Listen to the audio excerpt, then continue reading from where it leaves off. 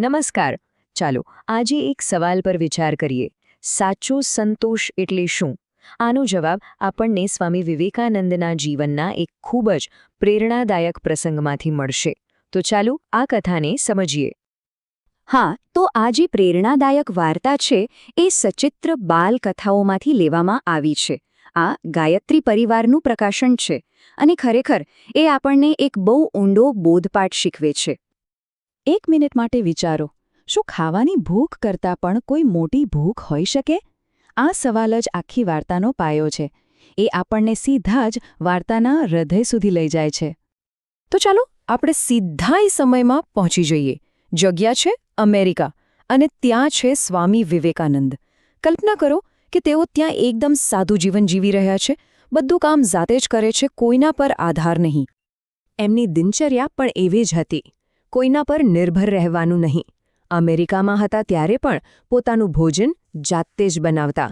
આ જ તો એમની સાદગી અને સ્વાવલંબનની નિશાની હતી. અને હવે વાર્તામાં એક એવો વળાંક આવે છે જે ખરેખર સ્વામીજીના ચારિત્ર્યની એક પરીક્ષા જેવો છે. એક સામાન્ય ભોજનનો સમય કેવી રીતે એક અસાધારણ બોધપાઠ બની જાય છે, ચાલો જોઈએ. હજુ તો સ્વામીજીએ માંડ ભોજન બનાવવાનું પૂરું જ કર્યું હતું ત્યાં જ કેટલાક ભૂખ્યા બાળકો આવી પહોંચ્યા. અને બસ આ જ એક ક્ષણ હતી જેણે આખી ઘટનાને એક નવો જ મોડ આપ્યો. અને ખબર છે, સૌથી અદ્ભુત વાત શું હતી?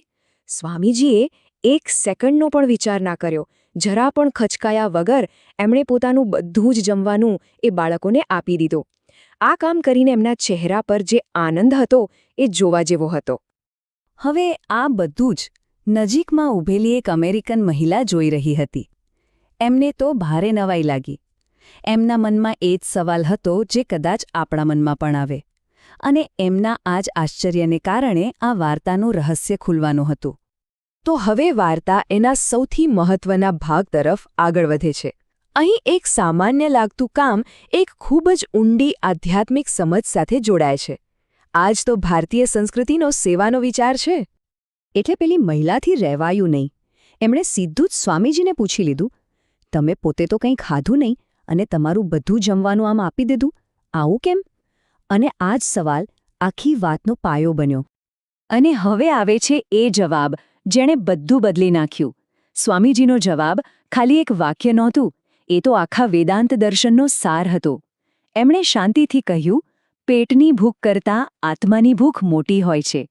એમણે આગળ સમજાવ્યું કે એમની મનની શાંતિ બીજાના સુખ સાથે જોડાયેલી હતી.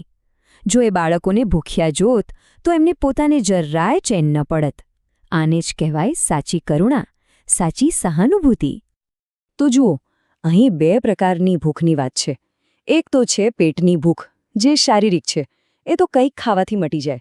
પણ બીજી છે આત્માની ભૂખ. એ ક્યારે સંતોષાય? જ્યારે આપણે કોઈના માટે કંઈક કરીએ, કોઈનું દુઃખ દૂર કરીએ અને એનાથી જે અંદરથી શાંતિ મળે ને, એનાથી. મતલબ કે જ્યારે આત્મા તૃપ્ત થાય છે ત્યારે શરીરની ભૂખ જેવી વસ્તુઓ પણ નાની લાગવા માંડે છે. એ બાળકોને ખવડાવીને સ્વામીજીને એટલો બધો આનંદ અને શાંતિ મળી કે એમને પોતાની ભૂખ યાદ જ ન રહી. અને આ જે વાત છે ને, એ કોઈ દેશ કે સમય પૂરતી સીમિત નથી. આ તો એક યુનિવર્સલ ટ્રુથ છે, એક સાર્વત્રિક સત્ય છે. આ જ્ઞાનની અસર દરેક પર થઈ શકે છે. પેલી અમેરિકન મહિલા પર આ વાતની ઊંડી અસર થઈ. એમને સમજાયું કે આ કોઈ સામાન્ય વાત નથી.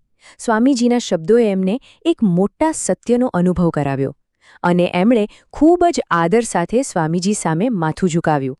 એ માત્ર એક વ્યક્તિને નમન નહોતું, એ એક મહાન વિચારને નમન હતું. તો આખી વાર્તાનો સાર શું છે? બસ આટલો જ કે સાચો સંતોષ કંઈક મેળવવામાં નથી પણ આપવામાં છે.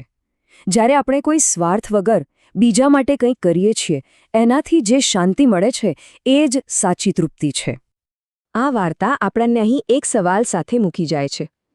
જેમ સ્વામીજીએ પોતાની આત્માની ભૂખને ઓળખી, એમ આપણે પણ આપણી જાતને પૂછી શકીએ કે મારી આત્માની ભૂખ શું છે? બની શકે કે આ સવાલનો જવાબ જ આપણને સાચા સંતોષનો રસ્તો બતાવી દે.